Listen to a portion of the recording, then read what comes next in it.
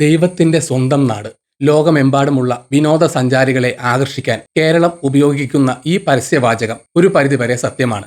മനോഹരമായ കായലുകൾ, പച്ചപുതച്ച മലനിരകൾ, സ്വർണ്ണമണൽ വിരിച്ച കടൽത്തീരങ്ങൾ, സമ്പന്നമായ സാംസ്കാരിക പൈതൃകം എന്നിവയെല്ലാം കേരളത്തെ മറ്റുള്ളവയിൽ നിന്ന് വ്യത്യസ്തമാക്കുന്നു. ടൂറിസം നമ്മുടെ സംസ്ഥാനത്തിന്റെ സമ്പദ്വ്യവസ്ഥയുടെ നട്ടെല്ലാണ് എന്ന കാര്യത്തിൽ ആർക്കും തർക്കമില്ല. ആയിരക്കണക്കിന് ആളുകൾക്ക് അത് തൊഴിൽ നൽകുന്നു. എന്നാൽ ഈ വർണ്ണപ്പകിട്ടാർന്ന ചിത്രത്തിന് പിന്നിൽ പലപ്പോഴും ചർച്ച ചെയ്യപ്പെടാതെ പോകുന്ന ചില ഇരുണ്ട യാഥാർത്ഥ്യങ്ങളുണ്ട്. ഈ യാഥാർത്ഥ്യങ്ങൾ തിരിച്ചറിയുകയും പരിഹരിക്കുകയും ചെയ്തില്ലെങ്കിൽ നമ്മൾ അഭിമാനിക്കുന്ന ഈ ദൈവത്തിന്റെ സ്വന്തം നാട് എന്ന പേര് തന്നെ ഒരുപക്ഷെ അർത്ഥമില്ലാതായി മാറും. ഇന്ന് ഈ യാഥാർത്ഥ്യങ്ങൾ തേടിയുള്ള യാത്രയാകാം. നമസ്കാരം, ഞാൻ രഞ്ജിത്ത് കൃഷ്ണൻ. പുതിയ വീഡിയോയിലേക്ക് എല്ലാവർക്കും സ്വാഗതം.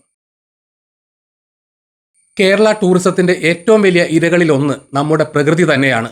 ടൂറിസത്തിന്റെ പേരിലുള്ള അനിയന്ത്രിതമായ വികസനം നമ്മുടെ പരിസ്ഥിതിയെ എങ്ങനെയൊക്കെയാണ് കാർന്നു തിന്നുന്നതെന്ന് നോക്കാം. ഇടുക്കി ജില്ലയിലെ മൂന്നാർ, വാഗമൺ തുടങ്ങിയ വിനോദസഞ്ചാര കേന്ദ്രങ്ങൾ ഇതിന് ഏറ്റവും വലിയ ഉദാഹരണങ്ങളാണ്. പാരിസ്ഥിതികമായി ദുർബലമായ ഈ പ്രദേശങ്ങളിൽ നിയമങ്ങൾ കാറ്റിൽ പറത്തി വൻകിട റിസോർട്ടുകളും ഹോട്ടലുകളും കൂണുപോലെ മുളച്ചു പൊന്തുകയാണ്. കുന്നുകൾ ഇടിച്ചും പാറകൾ പൊട്ടിച്ചും നീർച്ചോലകൾ വഴിതിരിച്ചുവിട്ടുമാണ് ഇവയിൽ പലതും നിർമ്മിക്കുന്നത്. 2018 മഹാപ്രളയം നമുക്ക് നൽകിയ മുന്നറിയിപ്പുകൾ പോലും അവഗണിച്ചുകൊണ്ടാണ് ഈ നിർമ്മാണ പ്രവർത്തനങ്ങൾ ഇപ്പോഴും തുടരുന്നത്. ഇത് ഉരുൾപൊട്ടലുകൾക്കും മണ്ണിടിച്ചിലിനും കാരണമാകുന്നു. ടൂറിസ്റ്റുകൾക്ക് താൽക്കാലിക സുഖസൗകര്യങ്ങൾ ഒരുക്കാനായി ഒരു നാടിന്റെ പാരിസ്ഥിതിക സന്തുലിതാവസ്ഥയാണ് ഇവിടെ ബലി കഴിക്കപ്പെടുന്നത്.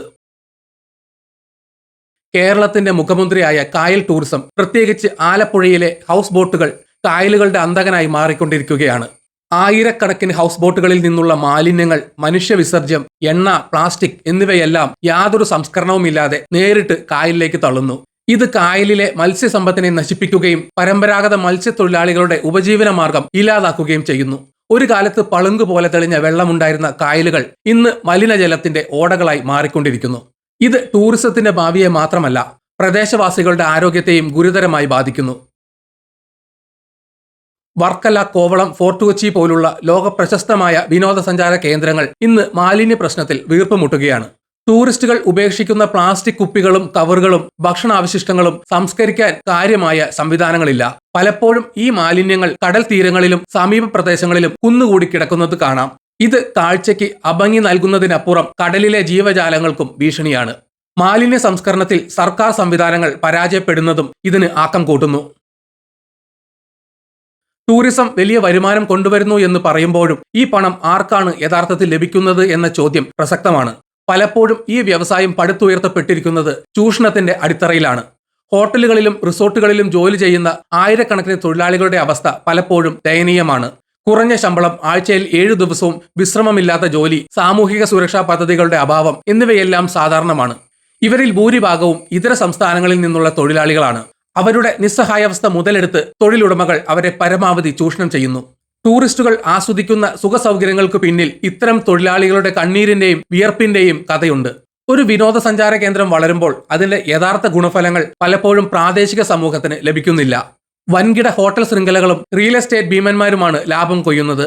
നാട്ടുകാർക്ക് ലഭിക്കുന്നത് റിസോർട്ടുകളിലെ തൂപ്പുകാരുടെയും കാവൽക്കാരുടെയും പോലുള്ള താഴ്ന്ന വരുമാനമുള്ള ജോലികൾ മാത്രമാണ്. ടൂറിസ്റ്റുകളുടെ ബാഹുല്യം കാരണം പ്രാദേശികമായ ജലവിതരണം, വൈദ്യുതി, റോഡ് സൗകര്യങ്ങൾ എന്നിവ താറുമാറാവുകയും നാട്ടുകാരുടെ ജീവിതം ദുസ്സഹമാകുകയും ചെയ്യുന്നു.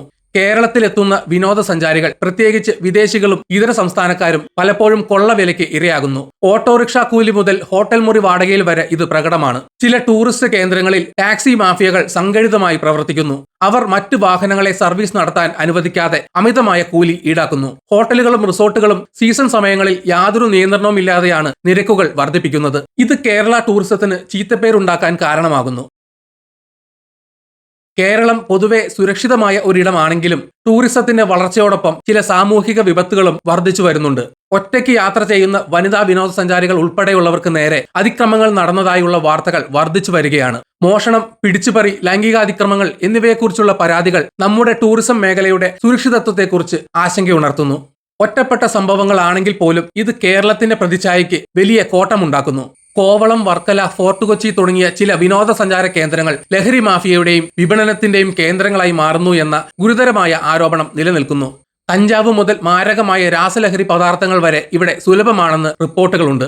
ഇത് ടൂറിസ്റ്റുകളെ മാത്രമല്ല, പ്രാദേശിക യുവത്വത്തെയും വഴിതെറ്റിക്കുന്നു. ഹൗസ് ബോട്ടുകളിൽ സംഭവിക്കുന്ന തീപിടുത്തങ്ങൾ പോലുള്ള അപകടങ്ങൾ ഈ മേഖലയിലെ സുരക്ഷാ വീഴ്ചകളിലേക്ക് വിരൽ ചൂണ്ടുന്നു. പല ഹൗസ് ബോട്ടുകളിലും ആവശ്യമായ സുരക്ഷാ സംവിധാനങ്ങളോ പരിശീലനം ലഭിച്ച ജീവനക്കാരോ ഇല്ല.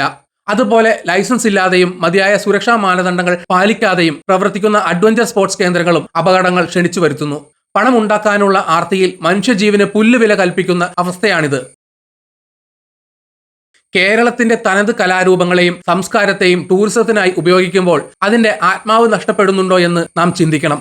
മണിക്കൂറുകളെടുത്ത് അവതരിപ്പിക്കേണ്ട കഥകളി, തെയ്യം പോലുള്ള ക്ലാസിക്കൽ കലാരൂപങ്ങളെ വിദേശികൾക്കായി അരമണിക്കൂർ അല്ലെങ്കിൽ 1 മണിക്കൂർ പ്രകടനങ്ങളായി ചുരുക്കുന്നു. ഇതിലൂടെ കലയുടെ യഥാർത്ഥ സൗന്ദര്യവും ആഴവും നഷ്ടപ്പെടുന്നു. കല ഒരു വിൽപ്പന ചരക്കായി മാത്രം മാറുന്നു. തനത് സംസ്കാരത്തെ ആഴത്തിൽ മനസ്സിലാക്കുന്നതിന് പകരം ഉപരിപ്ലവമായ ഒരു കാഴ്ചാനുഭവം മാത്രമാണ് ടൂറിസ്റ്റിന് ലഭിക്കുന്നത്.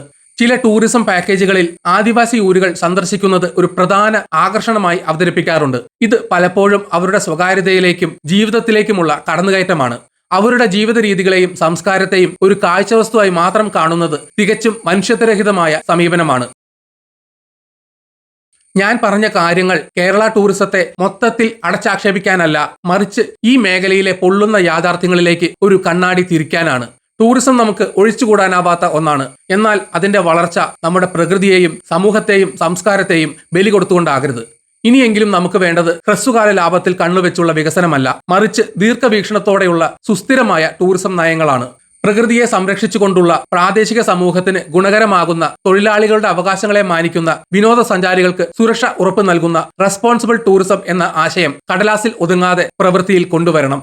അല്ലെങ്കിൽ ദൈവത്തിന്റെ സ്വന്തം നാട് എന്ന പേര് നമുക്ക് എന്നേക്കുമായി നഷ്ടപ്പെടും. ആ നാടിനെ അതിന്റെ തനിമയോടെ അടുത്ത തലമുറയ്ക്ക് കൈമാറേണ്ടത് ഓരോ മലയാളിയുടെയും കടമയാണ്.